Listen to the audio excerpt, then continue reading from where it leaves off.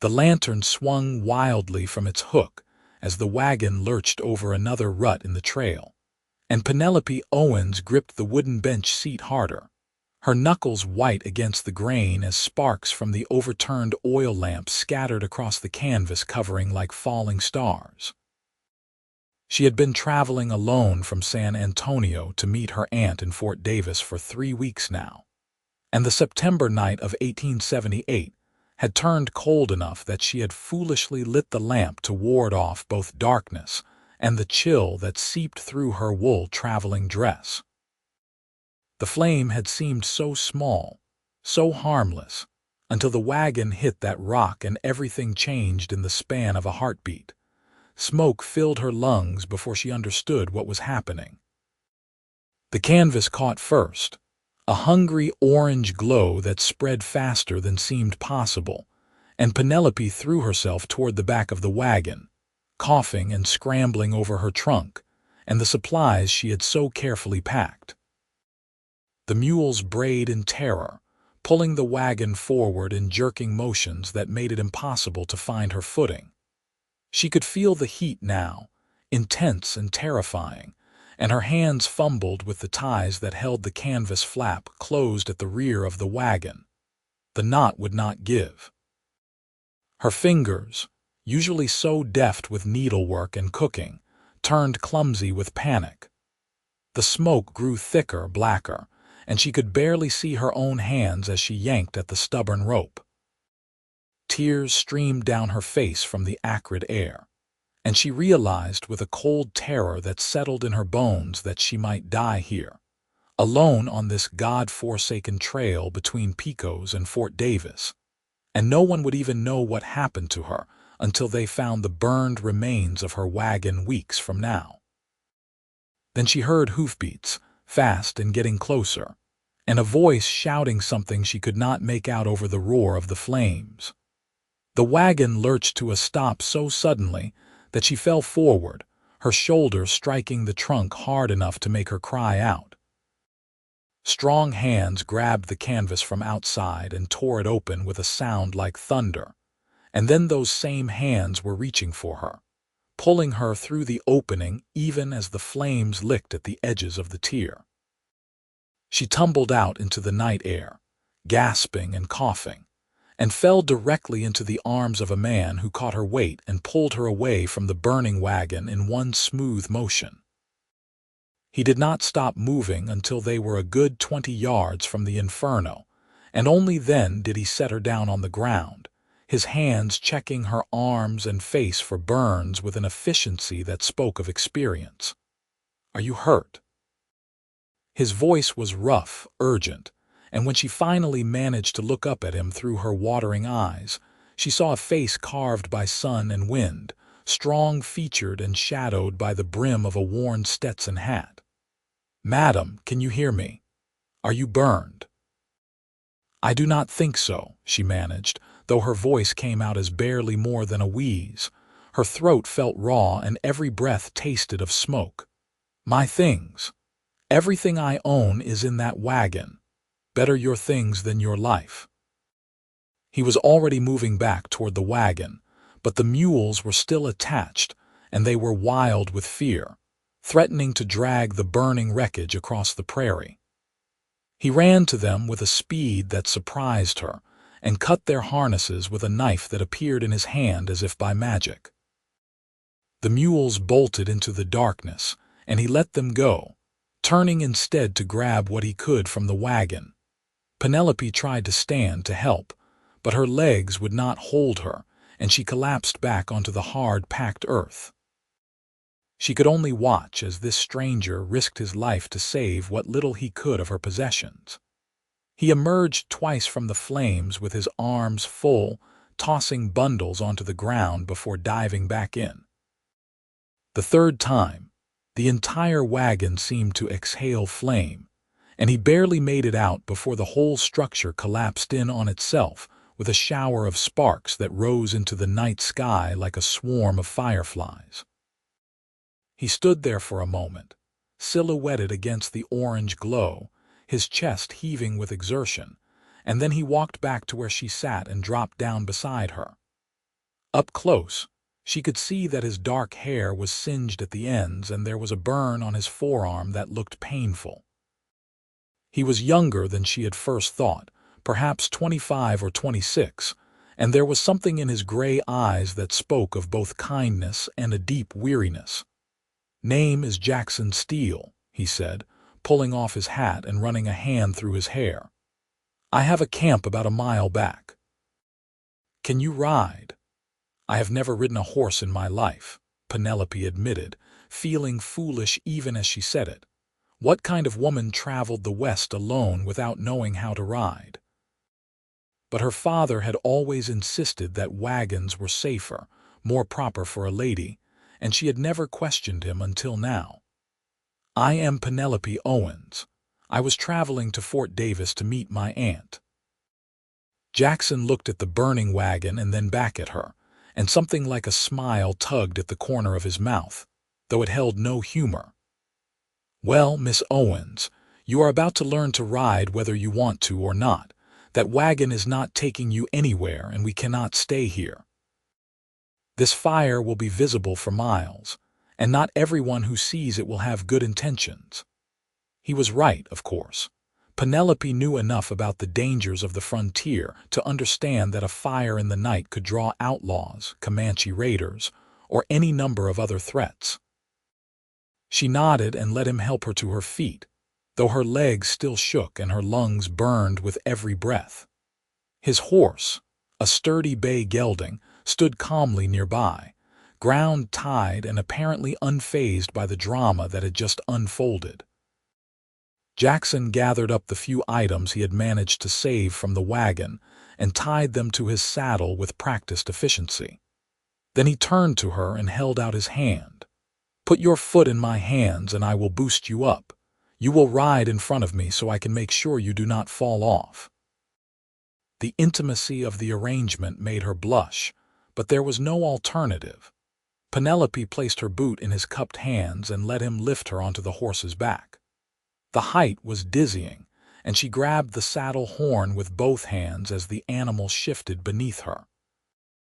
Then Jackson swung up behind her in one fluid motion, his arms coming around her to gather the reins, and she found herself pressed back against his chest, acutely aware of his warmth and the solid strength of him. "Relax," he said quietly, his breath stirring her hair. "Charlie here is gentle as a kitten. He will not throw you." They rode through the darkness at a walk, leaving the burning wagon behind them. Penelope tried to relax as he had instructed, but her entire body was tense with the strangeness of the situation. Here she was, pressed against a man she had never met before tonight, trusting him completely because she had no other choice. Her mother would have fainted dead away at the impropriety of it all, but her mother had never left Philadelphia, had never understood why Penelope felt called to the frontier. "You were traveling alone?" Jackson asked after a while, his voice breaking the silence that had settled between them. "That is dangerous for anyone, but especially for a woman." "I had no choice. My father died last year and my mother followed him 2 months later.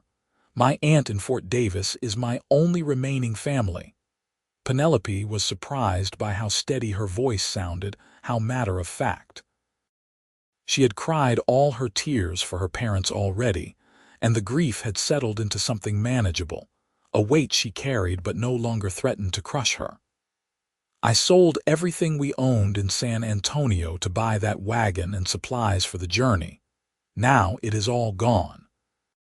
She felt him tense behind her, and when he spoke again, his voice was softer. "I am sorry for your losses, but you still have your life and that counts for something. We will figure out the rest." His camp, when they reached it, was simple but well organized. A small fire burned in a ring of stones, and his bedroll was laid out on the ground nearby. A pack sat against a rock, and his rifle leaned within easy reach. He dismounted first and then helped her down, his hands strong and sure at her waist. "Sit by the fire and warm yourself," he instructed, already moving to unsaddle his horse. There is coffee in the pot and some jerky in my pack if you are hungry. Penelope sank down by the flames gratefully, her body suddenly aware of how exhausted it was. She poured herself a tin cup of coffee with shaking hands and wrapped her fingers around it, letting the heat seep into her palms. The night was quiet except for the crackling of the fire and the soft sounds of Jackson caring for his horse. She watched him work, noting the careful way he checked the animal's hooves and rubbed him down before covering him with a blanket. When he finally joined her by the fire, he brought the items he had saved from her wagon. There was her small trunk, singed but intact, and a bundle that turned out to be her extra dress and a quilt her mother had made. Everything else was gone, including the money she had hidden in a tin box under the wagon seat. "I am sorry I could not save more," Jackson said, and he sounded genuinely regretful. "The fire spread too fast. You saved my life." Penelope looked at him across the fire, this stranger who had appeared out of the darkness like an answer to a prayer she had not known she was praying. "Why did you come? How did you even see the fire?" "I was camped on a ridge about 2 miles south. I saw the flames and heard the mules screaming." He poured himself coffee and took a long drink, then set the cup down and examined the burn on his forearm. "I've been trailing a man for the past 2 weeks, a cattle rustler who has been hitting ranches between here and Pecos. Lost his trail yesterday and was heading back when I saw your fire." "You are a lawman?" Penelope asked, but Jackson shook his head. "Ranch hand." "Well, foreman now, I suppose, though it still feels strange to say it. I work for the S Ranch outside of Pecos. When the rustling started, the owner, Samuel Stratton, asked me to track the thief down. Samuel is getting old and his son died last winter, so he depends on me more than he used to." Jackson pulled a small tin from his pack and opened it to reveal a pale salve. He began rubbing it on his burn with a grimace. "What about you? Your aunt in Fort Davis, does she know you are coming?" "I sent her a letter from San Antonio, but I do not know if she received it. The mail can be unreliable out here." Penelope set down her coffee cup and hugged her knees to her chest. "She married a cavalry officer stationed at Fort Davis 10 years ago, and I have not seen her since. I am not even certain she will remember me." "She will remember you," Jackson said with a confidence that made her want to believe him. "Family is family, no matter how much time has passed." They fell silent again, but it was a companionable silence now, and Penelope felt some of the tension drain from her shoulders. She was still in a terrible situation, stranded on the trail with almost nothing to her name, but at least she was not alone. At least she was alive. "You should sleep," Jackson said eventually. "We will ride to Pecos in the morning. It is closer than Fort Davis, and you need proper rest and food before you continue your journey." "I cannot take your bedroll," Penelope protested, but he was already standing and spreading out the quilt he had saved from her wagon. "You will sleep on this, and I will keep watch." "I do not sleep much anyway." He saw her about to argue and held up a hand. "Miss Owens, you have had a terrifying experience tonight. Your body needs rest to recover from the smoke and shock. I will be fine."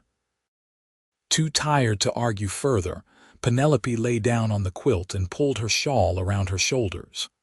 The ground was hard beneath her, nothing like her comfortable bed back in San Antonio, but exhaustion pulled at her like a riptide. The last thing she saw before sleep claimed her was Jackson sitting by the fire, his rifle across his knees and his hat pulled low over his eyes, keeping watch over her as if she were something precious worth protecting. She woke to the smell of bacon frying and the pale gray light of dawn. Jackson was crouched by the fire, cooking breakfast with the efficiency of someone who had done it 1,000 times before. When he noticed she was awake, he nodded toward the coffee pot. "Fresh coffee. Breakfast will be ready in a few minutes." Penelope sat up, feeling every bruise and sore muscle from the previous night's ordeal. Her throat still hurt when she swallowed, and when she caught sight of her hands, she saw they were scraped and dirty. She must look a fright, her hair falling loose from its pins and her dress torn and stained with smoke. "There is a creek about 100 yards that way," Jackson said, pointing east without looking at her, as if he sensed her discomfort. "You have time to wash up before we eat if you want." She took him up on the offer, grabbing her small trunk and making her way through the sparse mesquite and scrub brush until she found the narrow creek he had mentioned. The water was cold and clear, and she knelt beside it to wash her face and hands, then braided her hair into a simple plait down her back. She changed into her other dress, grateful that Jackson had managed to save it, and felt almost human again by the time she returned to camp. They ate in silence, both of them hungry and focused on the food. The bacon was crispy and salty, and Jackson had somehow produced biscuits from his pack that were only a little stale. It was the best meal Penelope had eaten in days, despite its simplicity. "How far to Pico's?" she asked as they cleaned up the breakfast things. "About 6 hours at a steady pace. We should arrive by mid-afternoon." Jackson kicked dirt over the fire, scattering the coals, then began packing his things with the same practiced efficiency he brought to everything. "Samuel will put you up at the ranch until we can arrange passage to Fort Davis. He is a good man, and he will not turn away someone in need." The ride to Pico's was long but not unpleasant. Penelope grew more accustomed to sitting in front of Jackson on the horse, and as the morning warmed, she found herself relaxing against him, her body tired enough that propriety seemed less important than comfort. He talked to her sometimes, pointing out landmarks and telling her stories about the region, and she was surprised by how easy he was to talk to, how his quiet competence made her feel safe in a way she had not felt since her father died. They passed other travelers on the trail, and each time Jackson grew tense and alert until he had assessed whether they posed a threat. Most were just families or merchants, people trying to make their way in this harsh land same as everyone else. But once they saw a group of rough-looking men on horseback in the distance, and Jackson urged Charlie off the trail and behind a stand of rocks until the men had passed. "Probably just cowhands," he said when they emerged from hiding, "but no sense taking chances." Pico's, when they finally reached it, was a dusty town that had sprung up along the Pecos River, serving the ranches and travelers that passed through this part of Texas. The main street was lined with wooden buildings, including a general store, a saloon, a church, and a hotel that had seen better days. Cowboys lounged on porches, watching them ride past with casual interest, and a woman in a calico dress hurried by with a basket on her arm. Jackson rode straight through town and out the other side, following a well-worn trail that led north toward a range of low hills. After another hour, they crested a rise, and Penelope saw the Triple S Ranch spread out below them. The main house was built of adobe and wood, substantial and well-maintained, with a wide porch wrapping around the front. Outbuildings dotted the property, including a large barn, a bunkhouse, and several corrals filled with horses and cattle. An old man was sitting on the porch as they rode up, and he stood when he saw them, his weathered face breaking into a smile. He was tall and thin, with white hair and the kind of deep tan that spoke of decades in the sun. "Jackson, I did not expect you back so soon." Then his eyes landed on Penelope and his smile faded into concern. "Who is this? Is she hurt?" Jackson dismounted and helped Penelope down before answering. "Samuel, this is Miss Penelope Owens. Her wagon caught fire on the trail last night and I managed to pull her out. She lost everything except what I could salvage." Samuel came down from the porch immediately, his eyes kind as he looked at Penelope. "My dear girl, you must be exhausted and terrified. Come inside, please. Maria." He called toward the house, and a moment later a Mexican woman appeared in the doorway, wiping her hands on her apron. "Maria, we have a guest who needs care. Can you prepare the spare room and draw a bath?" Maria took one look at Penelope and began speaking rapid Spanish, gesturing for her to follow. Penelope glanced back at Jackson, suddenly reluctant to leave him after spending the past night and day in his company, but he nodded encouragingly. "Go on. Samuel and Maria will take good care of you. I need to tend to Charlie and report in anyway." The next few hours passed in a blur of comfort that felt almost dreamlike after her ordeal. Maria fussed over her, drawing a hot bath and providing soft soap that smelled of lavender. Penelope soaked until the water grew cold, washing away the smoke and grime and fear. Maria had laid out a simple but clean dress on the bed, one that must have belonged to someone else but fit reasonably well. And when Penelope emerged from her bath, there was hot tea and fresh bread waiting for her. She slept then, unable to help herself, falling into a deep dreamless sleep in a real bed with clean sheets and a pillow soft as a cloud. When she woke, the light outside the window suggested it was late afternoon, and she could hear voices from somewhere in the house.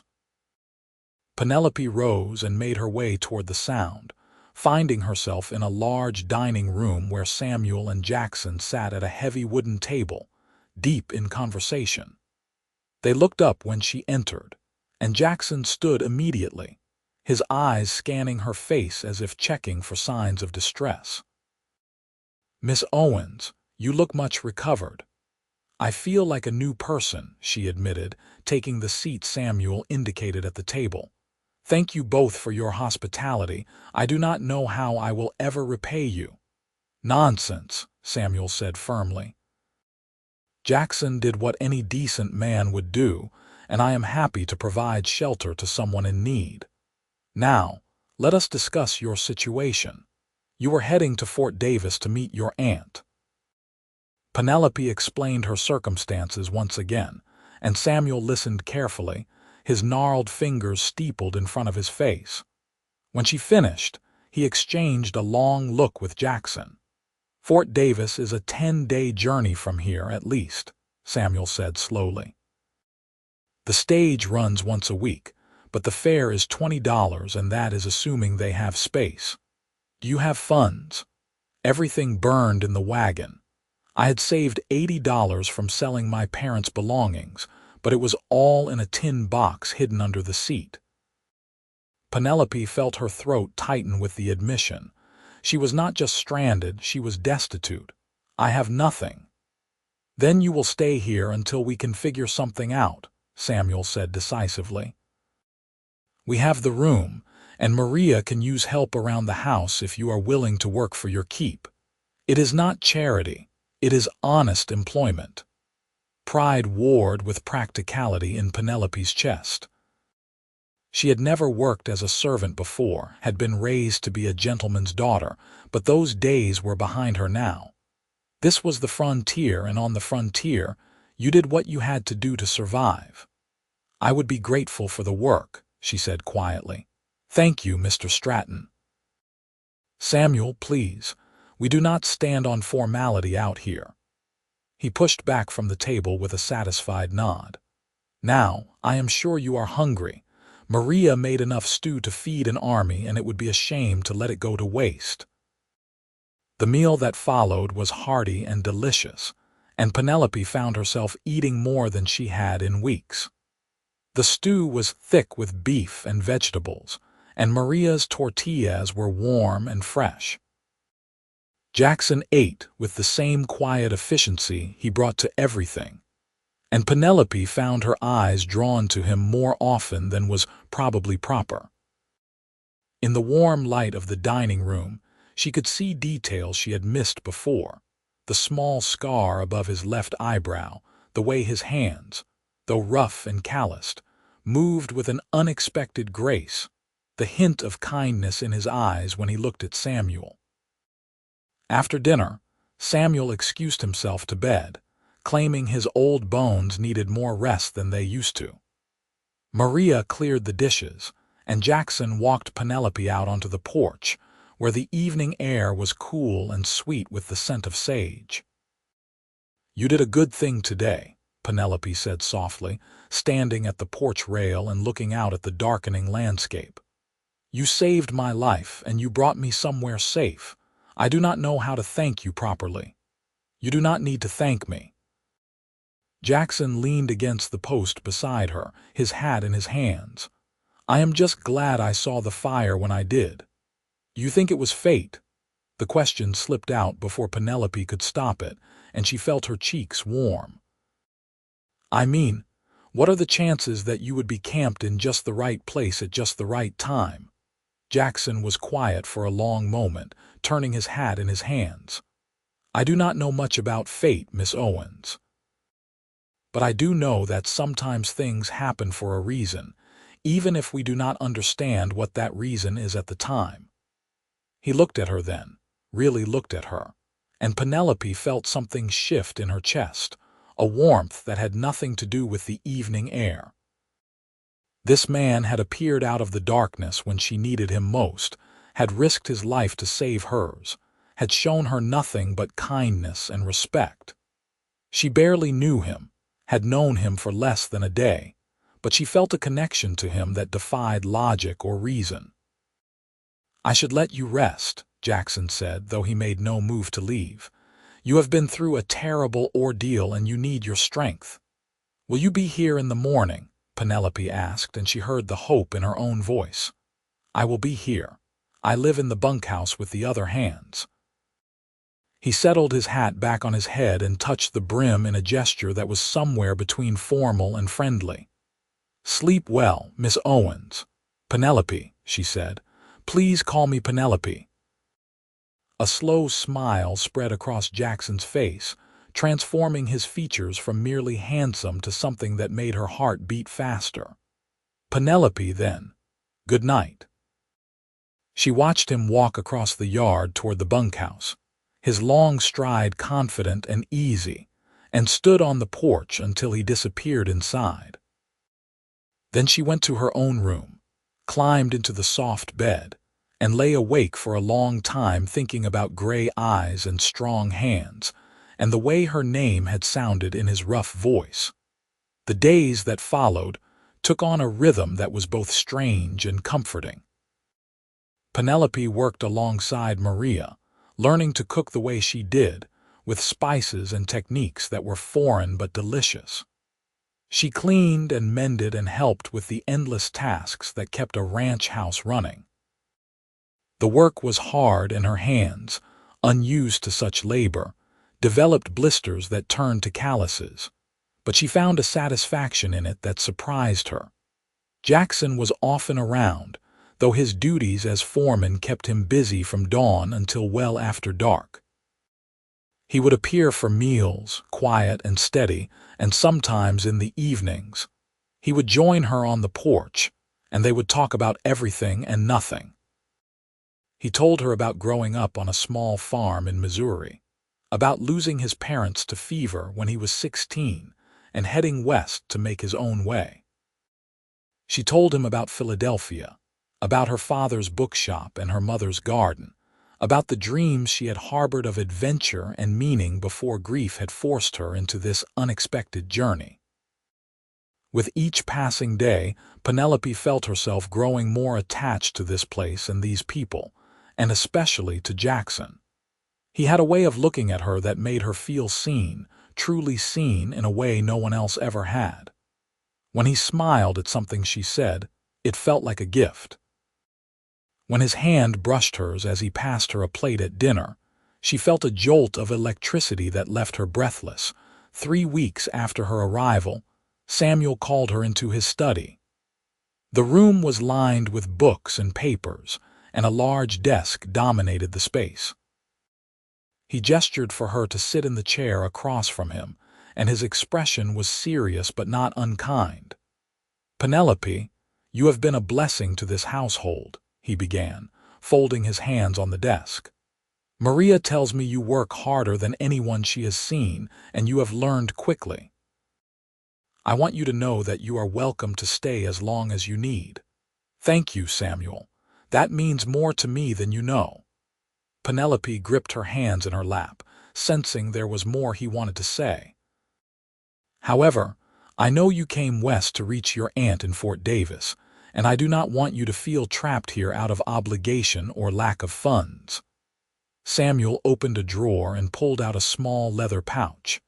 The stage runs next Wednesday. I would be happy to provide you with the fare and enough extra to get you settled once you arrive. It is not charity. Consider it payment for the work you have done. Penelope stared at the pouch, her emotions tangled and confused. A month ago, she would have accepted immediately, grateful for the chance to complete her journey and start the new life she had planned. But now, the thought of leaving the Triple S Ranch, leaving Samuel and Maria, leaving Jackson, made her heart ache in a way she had not expected. "May I think about it?" she asked quietly. "Of course. Take all the time you need." Samuel's eyes were understanding, and she wondered if he saw more than she had intended to reveal. "But Penelope, one piece of advice from an old man: do not let fear make your decisions for you. Whether you stay or go, make sure it is because of what you want, not because of what you are afraid to lose or afraid to reach for." His words stayed with her as she went about her work that day. She scrubbed floors and kneaded bread and hung laundry on the line, and all the while, her mind churned with indecision. She had come west with a plan, with a destination, and now she was being given the means to complete that journey.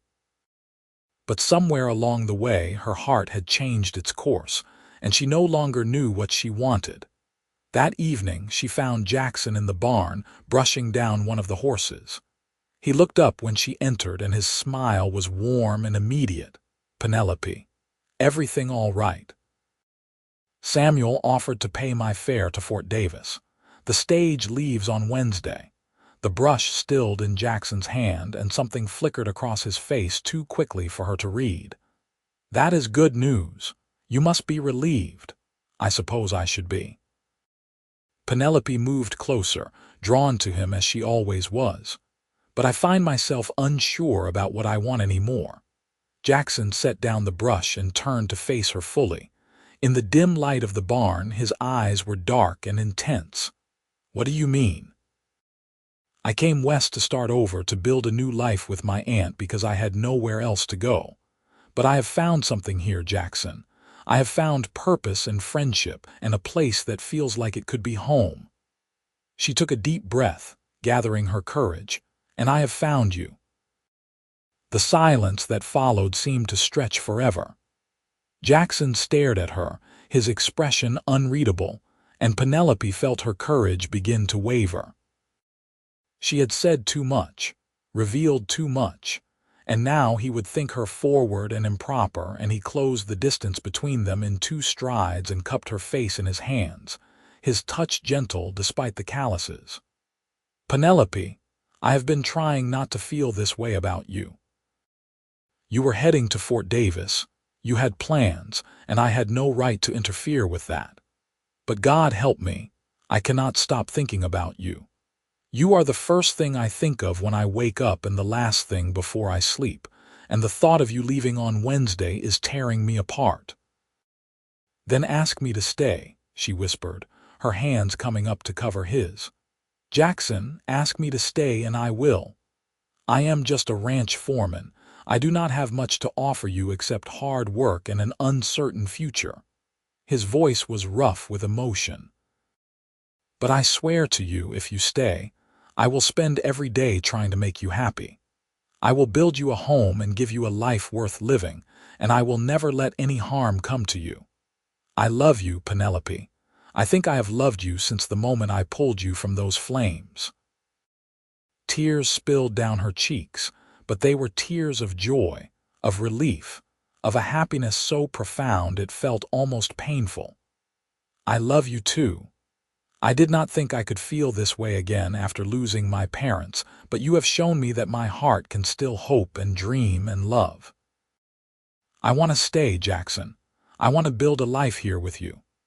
He kissed her then, a kiss that was both tender and fierce, full of all the longing and fear and hope that had built between them over the past weeks. Penelope melted into him, her arms winding around his neck, and for the first time since the night her wagon caught fire, she felt completely and utterly safe. When they finally broke apart, both breathing hard, Jackson rested his forehead against hers. "I need to do this properly. I need to talk to Samuel and make sure he approves, and we should wait a respectable amount of time before we marry so people do not talk." "I do not care what people say," Penelope said, laughing through her tears. "But yes, talk to Samuel. I think he will approve." Samuel did more than approve. When Jackson approached him the next morning with a formal request to court Penelope and eventually marry her, the old rancher's face lit up with a joy that took years off his appearance. "Boy, I was wondering when you would finally work up the courage to tell her how you felt," Samuel said, clapping Jackson on the shoulder. "I have watched the two of you dance around each other for weeks now, and I was about ready to lock you in a room together until you figured it out. You knew?" Jackson asked, somewhere between embarrassed and amused. "I am old, not blind, and I know a man in love when I see one." Samuel's expression grew more serious. "Penelope is a fine woman, Jackson, and she has been through more than most people face in a lifetime. You treat her right, you hear me?" "I intend to spend the rest of my life treating her right," Jackson said firmly. "Good. Then you have my blessing, for whatever that is worth." The months that followed were the happiest of Penelope's life. She and Jackson courted properly, with supervised visits and walks around the ranch and long conversations on the porch under Maria's watchful eye. They talked about their dreams and fears, their pasts and their hopes for the future. Jackson told her about the land he had been saving to buy, a piece of property adjacent to the Triple S that Samuel had promised to sell him at a fair price. Penelope told him about her desire to start a school in Pecos, to teach the children who were growing up wild and uneducated because the town had no teacher. They were married in December of 1878, in the small church in Pecos with Samuel and Maria, and half the ranch hands in attendance. Penelope wore a dress that Maria had helped her sew, simple but beautiful, and Jackson wore his best suit and looked so handsome it made her heart ache. The preacher pronounced them husband and wife, and when Jackson kissed her, the small congregation erupted in applause and cheers. Samuel had given them a wedding present that took their breath away, the deed to the land Jackson had been saving for, free and clear, along with enough money to start building a house. "I am an old man with no children," he had said gruffly when Jackson tried to protest. "Let me do this for you. You have been like a son to me, Jackson, and Penelope is the daughter I never had. This is my legacy, seeing you two build something good and lasting." They built their house over the course of the following year, a sturdy adobe structure with a wide porch and windows that let in the morning sun. Jackson worked from dawn until dark, and Penelope was right beside him, learning to mix adobe and haul timber and all the other skills required to build a home from the ground up. The ranch hands helped when they could, and Samuel supervised with the air of a proud father watching his children succeed. By the spring of 1880, they were settled in their new home, and Penelope had opened her school in a spare room of the church in Pecos. She had 8 students to start, children ranging in age from 6 to 14, and she taught them reading and writing and arithmetic with a patience and passion that made them eager to learn. Jackson supported her completely, even building her a proper schoolhouse on their land when the church room became too crowded. Life was not easy.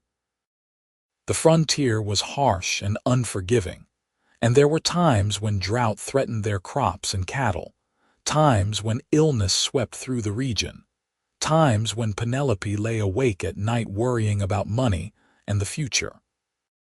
But through it all, she had Jackson beside her, steady and strong and utterly devoted. He was her partner in every sense of the word, supporting her dreams even as she supported his, and the love between them only grew deeper with each passing season. In the winter of 1881, Penelope discovered she was pregnant.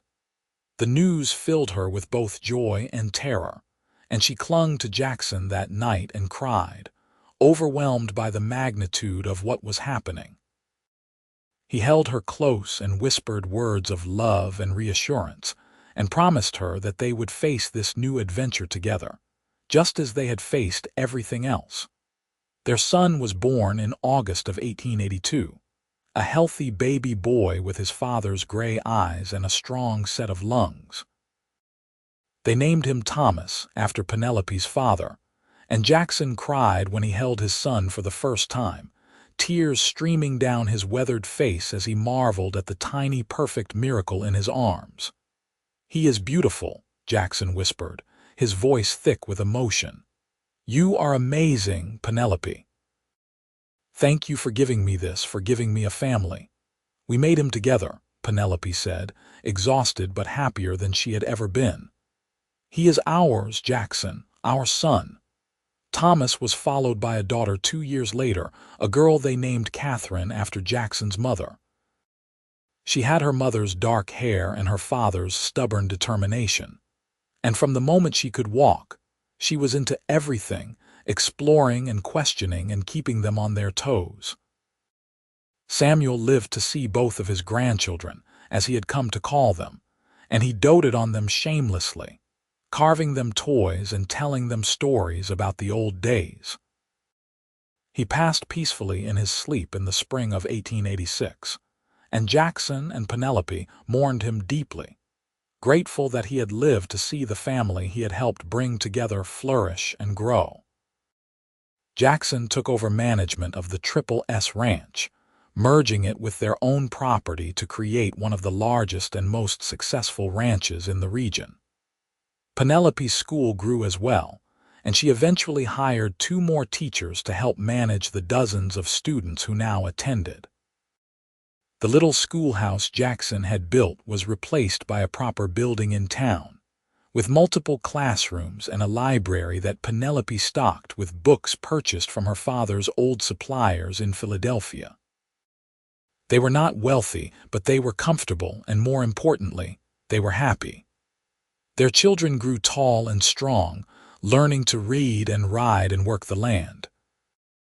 Thomas inherited his father's quiet competence and his mother's love of learning, while Catherine was all fire and passion, determined to make her mark on the world. On a warm evening in September of 1893, 15 years after the night Penelope's wagon had caught fire on the trail, she and Jackson sat on the porch of their home and watched the sun set over the land they had built together. Their children were grown now, Thomas preparing to attend university in Austin and Catherine already running the ranch with the skill of someone twice her age. "You ever think about that night?" Penelope asked, her hand in Jackson's as they rocked gently in the chairs he had built years ago. "The night we met. Every day," Jackson said quietly. "I think about how close I came to not seeing that fire, about how different our lives would be if I had camped somewhere else or been too far away to reach you in time." "I think it was fate," Penelope said, the same thing she had wondered aloud all those years ago. "I think we were meant to find each other, Jackson. Every choice I made, every turn in the road, it all led me to you." Jackson lifted her hand to his lips and kissed it gently. "Then I am grateful for every twist of fate that brought you to me. You are my home, Penelope, more than this house or this land could ever be. You and our children, you are everything that matters." "And you are everything to me," Penelope replied, leaning her head on his shoulder. My rescuer, my partner, my love. I would go through that fire 1,000 times if it meant finding you on the other side." They sat together as the stars emerged one by one in the darkening sky. Two people who had found each other in the midst of chaos and built something beautiful and lasting from the ashes. The frontier that had once seemed so harsh and unforgiving had become their home, and the love that had sparked to life on that terrifying night had grown into something that would endure for the rest of their days. Years later, when their grandchildren asked about how they met, Penelope and Jackson would tell them the story of the wagon fire, of the cowboy who appeared out of the darkness, of the second chance at life and love that neither of them had expected but both had cherished. And the children would listen with wide eyes and believe, as children do, in the power of fate and destiny and love that conquers all. Thomas married a schoolteacher from Austin and gave them 3 grandchildren, 2 girls and a boy, who spent their summers on the ranch learning the same lessons their father had learned. Catherine married a neighboring rancher's son and ran both properties with an iron will and a kind heart, proving that a woman could be just as capable as any man when given the chance. Jackson and Penelope grew old together, their hair turning gray and their hands becoming gnarled with age, but their love never diminished. They celebrated their 25th wedding anniversary in 1903 with a party that brought together friends and family from across Texas, and Jackson made a toast that had Penelope in tears. 25 years ago, I was a lonely cowboy tracking a cattle thief through the darkness, he said, his voice still strong despite his years. I saw a fire on the trail and went to investigate, never dreaming that I would find the woman who would change my life forever. Penelope, you have given me everything, a home, a family, a purpose, and a love that has sustained me through good times and bad.